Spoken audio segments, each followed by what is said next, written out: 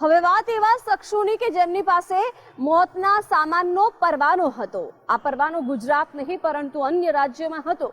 ગુજરાત એટીએસે હવે આ આરોપીઓ ઉપર સકંજો કસ્યો છે અને લાયસન્સ વિનાના હથિયારો વેચનાર 16 આરોપીઓની ધરપકડ કરી લેવાઈ છે।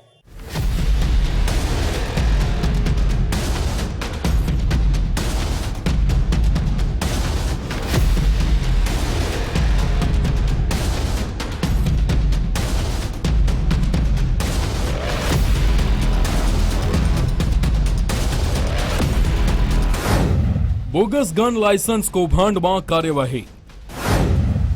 વધુ 16 હથિયાર ધારકો ગુજરાત એટીએસના સકંજામાં। અન્ય રાજ્યોમાંથી બોગસ લાયસન્સ મેળવી ખરીદતા હથિયાર। બોગસ દસ્તાવેજોના આધારે નકલી ગન લાયસન્સ કાઢી આપવાના રાષ્ટ્રવ્યાપી કૌભાંડમાં ગુજરાત એટીએસ દ્વારા વધુ 16 હથિયાર ધારકોની ધરપકડ કરવામાં આવી છે। મણિપુર નાગાલેન્ડથી બોગસ લાયસન્સ કૌભાંડમાં આરોપીઓ પાસેથી વધુ 15 જેટલા હથિયારો અને કારતૂસ જપ્ત કરવામાં આવ્યા છે।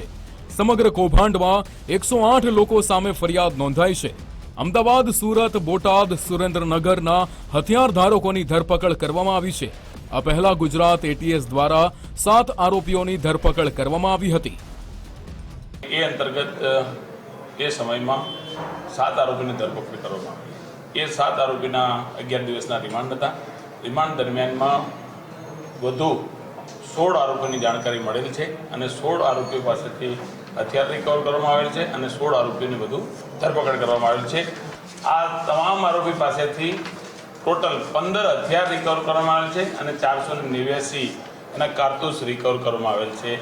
આ આરોપીઓ પાસે બોગસ લાયસન્સ મળી આવેલ છે અને આ હથિયાર પણ રિકવર કરવામાં આવેલ છે, જે પંચના વિગતે કબજે કરી અને આરોપીઓની રાત્રે 1 વાગ્યાના સમયમાં ધરપકડ કરવામાં આવેલ છે।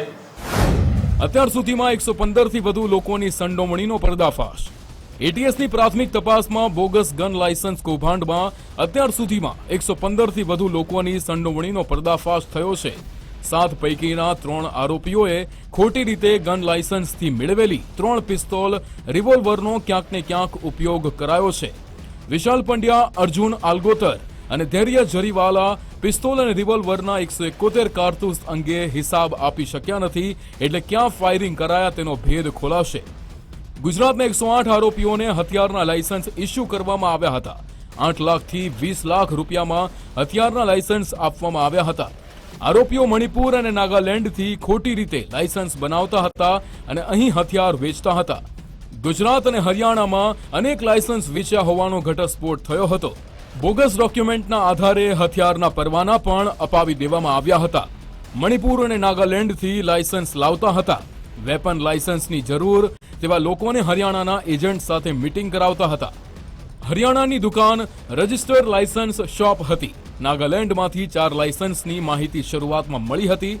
4 કેસની તપાસ કરતા કૌભાંડના તાર ખુલવા લાગ્યા હતા। તપાસ કરતા કરતા આ દેશવ્યાપી મસમોટું કૌભાંડ હોવાનું સામે આવ્યું। 108 લોકોની યાદી શોધવામાં આવી હતી।